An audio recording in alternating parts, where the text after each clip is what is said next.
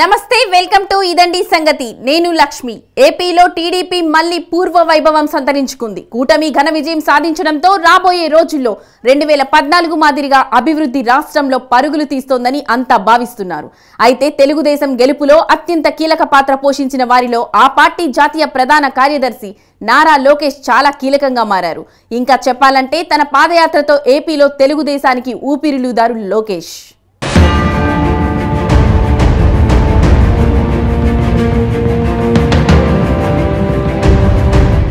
ఏపీలో TDP Janasena BJP కూటమి ఘన విజయం సాధించింది. దీంతో మూడు పార్టీలోనూ సంతోషం వెల్లివిరుస్తుంది.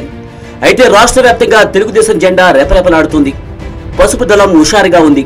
అయితే పార్టీ ఇంతటి ఘన విజయం సాధించడంలో తన వంతుగా కీలక పాత్ర పోషించిన వారిలో టీడీపీ తరపున చంద్రబాబు ముందుంటే ఆ తర్వాత స్థానం టీడీపీ జాతీయ ప్రధాన కార్యదర్శి నారా లోకేష్ ధరని చెప్పడంలో ఏమాత్రం అతిశయోక్తి లేదు.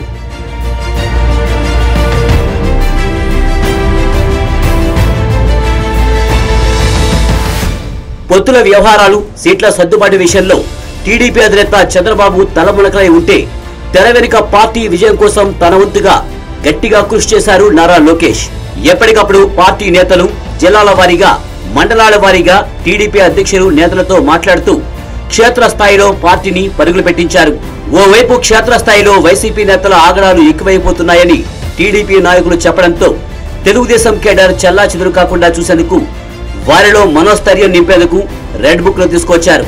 అందులో వైసీపీ నాయకుల పేర్లే కాదు వైసీపీకి వత్తాస పలుకుతున్న అధికారుల పేర్లను సైతం రాసుకున్నారని అధికారంలోనికి వచ్చాక ప్రతీకారం తప్పదని ప్రకటించారు.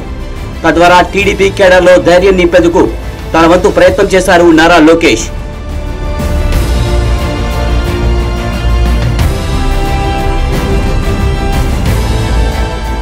కేవలం ఇదే కాదు 2019 ఎన్నికల్లో పార్టీ ఘోరంగా ఓడిపోయి శ్రేణులన్నీ నిశ్చితంగా ఉండడంతో వస్తున్నా మీకోసమంటూ పాదయాత్ర చేశారు నారా లోకేష్.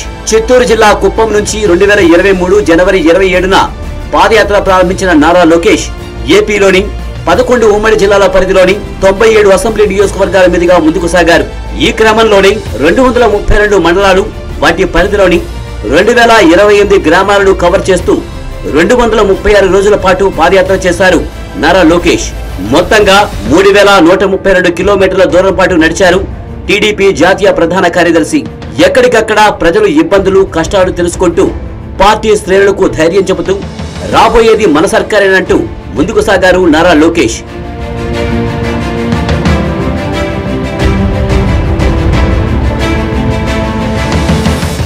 అటు అభ్యర్థుల ఎంపికలోనూ తనదైన మార్కు ప్రదర్శించారు నారా లోకేష్.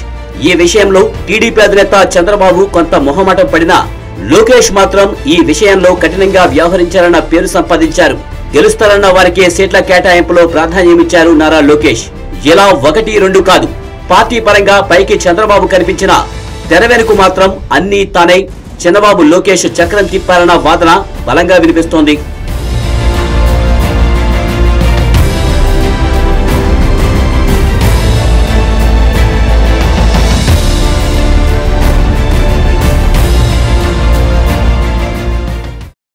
ఎన్నికలంటేనే ఎన్నో విశేషాలు ఉంటాయి. మామ అల్లుళ్ళు, అత్తా కోడళ్ళు, తండ్రి కొడుకులు ఒకే పార్టీ నుంచి లేదంటే వేర్వేరు పార్టీల నుంచి పోటీ చేయడం ఎన్నో చూస్తూనే ఉంటాం. ఫలితాల్లోనూ ఇలాంటివే ఎన్నో కనిపిస్తుంటాయి.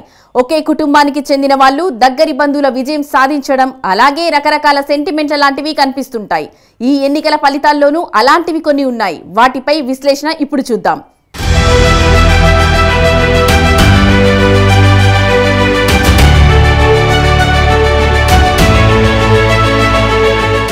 ఏపీ అసెంబ్లీ ఎన్నికల ఫలితాలు వచ్చేశాయి. ఇప్పటి వరకు అధికార పార్టీగా ఉన్న వైసీపీకి కనీసం ప్రతిపక్ష హోదా కూడా దక్కించుకోలేని పరిస్థితి వచ్చింది.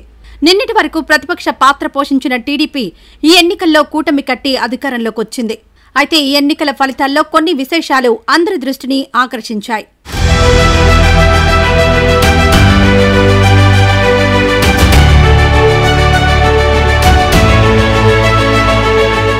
సాధారణంగా ఎన్నికలన్నాక కొన్ని సెంటిమెంట్లు ఎక్కువగా వినిపిస్తుంటాయి, కనిపిస్తుంటాయి. ఉదాహరణకు ఉభయ గోదావరి జిల్లాల్లో ఏ పార్టీ మెజారిటీ సీట్లు కైవసం చేసుకుంటే ఆ పార్టీ ఏ రాష్ట్రంలో అధికారంలోకి వస్తుందనేది ఎక్కువగా చెబుతుంటారు. ఆ రకంగా చూస్తే ఈ ఎన్నికల్లో కూటమి అభ్యర్థులు ఉమ్మడి తూర్పు, పశ్చిమ గోదావరి జిల్లాల్లో ఒక స్థానం మినహా అన్నింటిలో విజయం సాధించారు. దీంతో కూటమి రాష్ట్రంలో అధికారాన్ని ఒడిసిపట్టింది.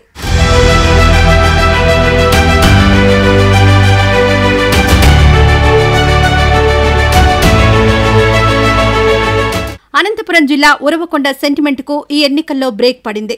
సాధారణంగా ఇక్కడి నుంచి విజయం సాధించిన అభ్యర్థికి సంబంధించిన పార్టీ రాష్ట్రంలో అధికారంలోకి రాదు. 2019లో పయ్యావుల కేశవ్ ఇక్కడి నుంచి విజయం సాధించగా టీడీపీ ఓటమి పాలైంది. కానీ ఈసారి మాత్రం ఆ రికార్డు తిరగరాసింది టీడీపీ కూటమి. ఉరవకొండ నుంచి మరోసారి పయ్యావుల కేశవ్ పోటీ పడి గెలుపొందగా టీడీపీ కూటమి సైతం విజయం సాధించి రాష్ట్రంలో అధికారాన్ని కైవసం చేసుకుంది. తద్వారా సెంటిమెంట్ను చెరిపివేసింది.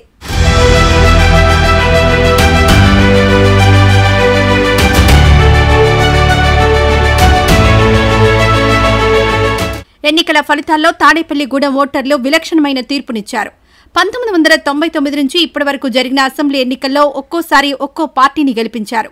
ఈ క్రమంలోనే 1999లో టీడీపీ అభ్యర్థి విజయం సాధించగా 2004లో కాంగ్రెస్ పార్టీ పాగా వేసింది. 2009లో ప్రజారాజ్యం, 2014లో బీజేపీ, 2019లో వైసీపీ, 2024లో జనసేన తరపున పోటీ చేసిన క్యాండిడేట్లు విజయం సాధించారు.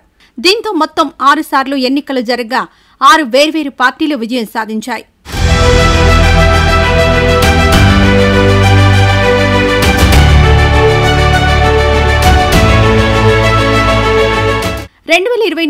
ఏపీ అసెంబ్లీ ఎన్నికల్లో తొలి ఫలితం రాజమహేంద్రవరం గ్రామీణ నియోజకవర్గం నుంచి వచ్చింది. ఇక్కడి నుంచి టీడీపీ తరపున కూటమి అభ్యర్థిగా బరిలో దిగారు సీనియర్ నేత గోరంట్ల బుచ్చయ్య చౌదరి. వైసీపీ నేత మంత్రి వేణుగోపాలకృష్ణపై 64,000కు పైగా మెజారిటీతో విజయం సాధించారాయన. బుచ్చయ్య చౌదరి ఎన్నికల్లో గెలవడం ఇది 7వసారి.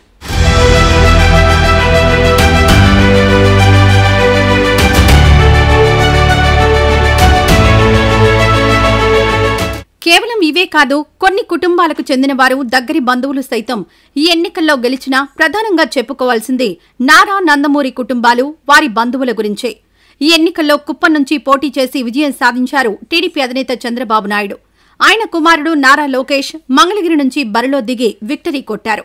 లోకేష్ మావయ్య, చంద్రబాబు బావుమరిది బాలకృష్ణ హిందూపురం అసెంబ్లీ నియోజకవర్గం నుంచి పోటీ చేసి హ్యాట్రిక్ గెలుపు సాధించారు. ఇక బాలకృష్ణ చిన్నల్లుడు శ్రీభరత్ విశాఖపట్నం నుంచి ఎంపీగా ఘన విజయం సాధించారు.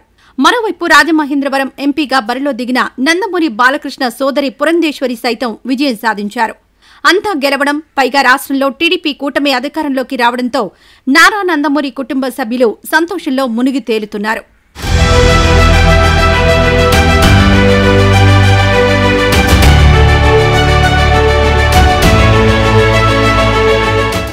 ఇది ఇవాల్టి ఇదండి సంగతి కార్యక్రమం. రేపు మరో ఎపిసోడ్తో మళ్ళీ కలుద్దాం. అంతవరకు సెలవు, నమస్తే.